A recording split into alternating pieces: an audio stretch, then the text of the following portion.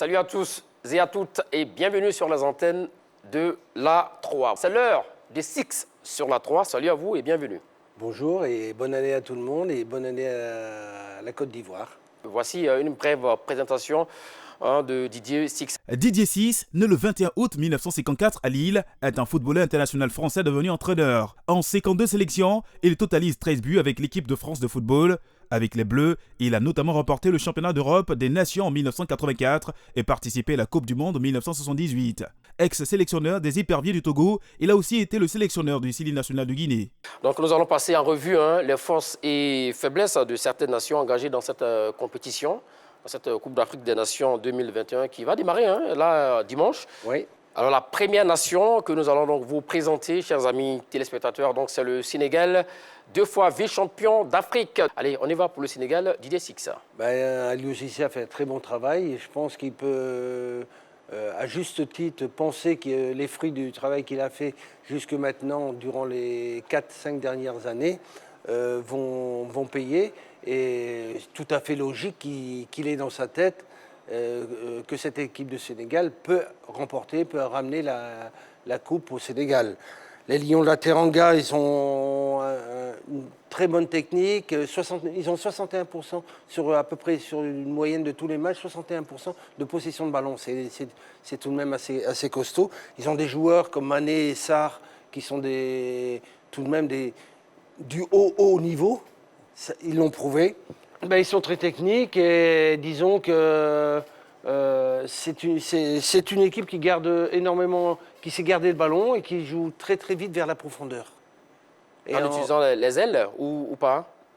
Pas forcément. Pas qu'en utilisant les ailes, aussi par la vitesse de Sadio Mané et la technique des milieux de terrain de l'équipe du Sénégal. C'est une équipe qui a de l'expérience maintenant de la CAN. Ils ont été finalistes à la dernière CAN. Je pense qu'ils peuvent prétendre à se retrouver dans le carré, voir le plateau final des deux équipes. Pour le Sénégal, les points faibles? La récupération du ballon. Il manque quelquefois des absences de certains à la perte du ballon. Récupérer beaucoup plus vite le ballon. C'est-à-dire, dès qu'on a perdu le ballon, devoir avoir la pensée d'aller rechercher cette récupération. Voilà, donc on espère bien sûr voir les hommes de Aliou Cissé aller très loin dans cette compétition, comme toutes les nations d'ailleurs, engagées dans cette Coupe d'Afrique des Nations. On marque une courte pause et on revient. De retour sur ce plateau, toujours avec Didier Six. Allez, on a vu tout à l'heure le Sénégal, pour vous qui pourrez aller donc dans le dernier carré. Et que dire du Maroc, donc, dont le dernier titre remonte en 1976. Ça commence vraiment à dater, l'époque de vos débuts avec l'équipe de France. Ça fera donc la 18e participation pour les Lions de l'Atlas du Maroc, avec bien sûr amené par Vaïd Alilozic. Allez, dites-nous, quelles sont les forces et les faiblesses du Maroc? Je pense qu'ils sont en hausse parce qu'ils ont une confiance. Et il y a une discipline qui a été mise par Vaïd.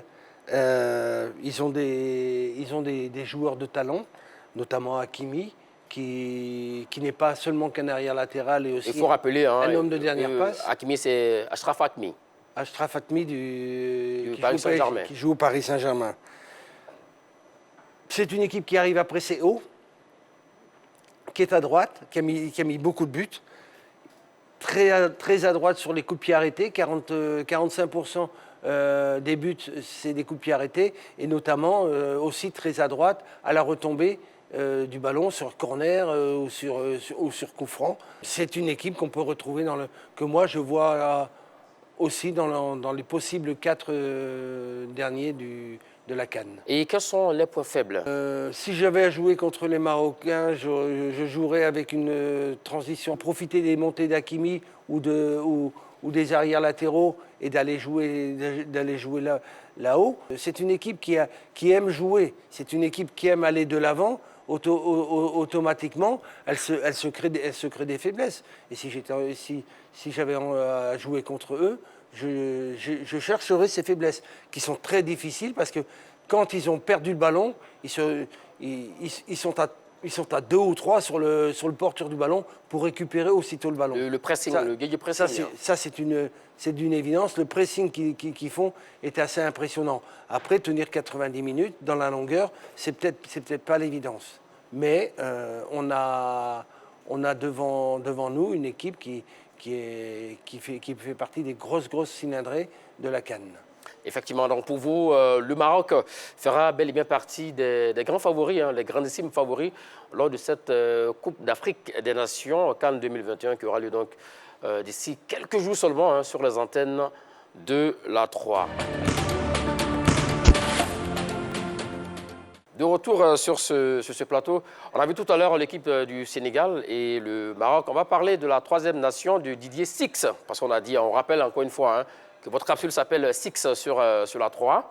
Donc on va parler de la troisième nation, le Nigeria, qui sera donc à sa 19e participation, avec 3 titres, dont le dernier remonte à 2013. Et d'ailleurs, tout récemment, ils viennent de changer de sélectionneur.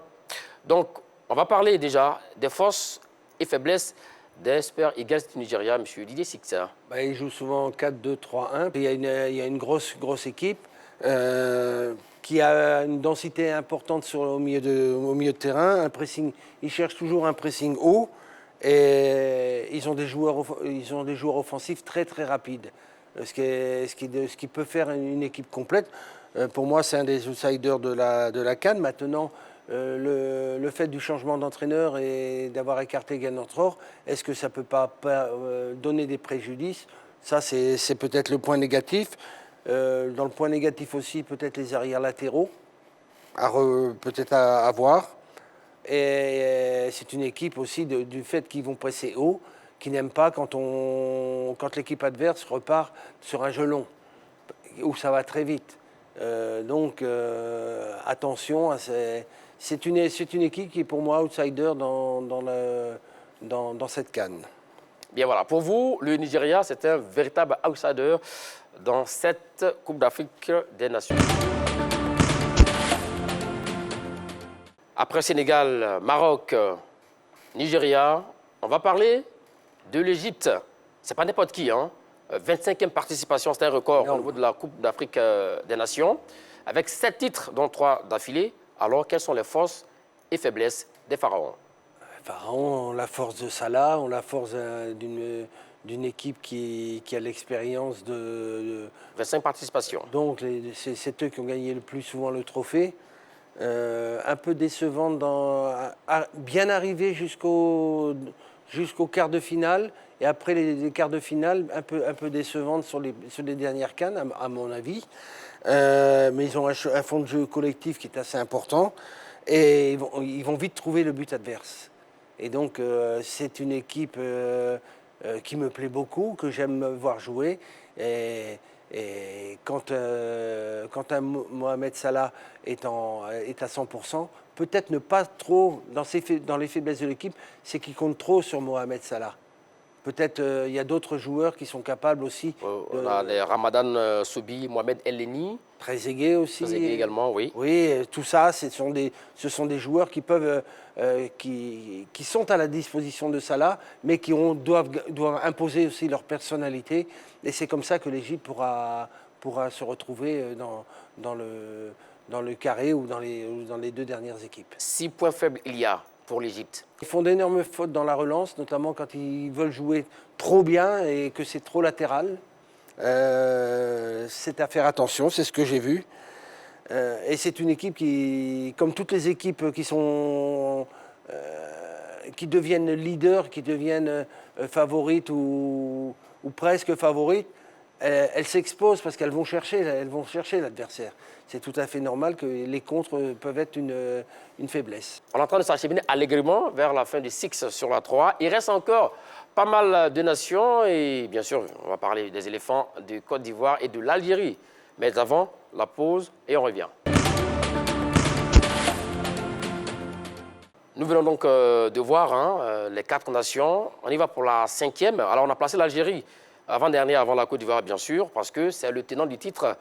Et les Algériens également, c'est 19 participations à la Coupe d'Afrique des Nations. Les Fennecs, quels sont leurs points faibles?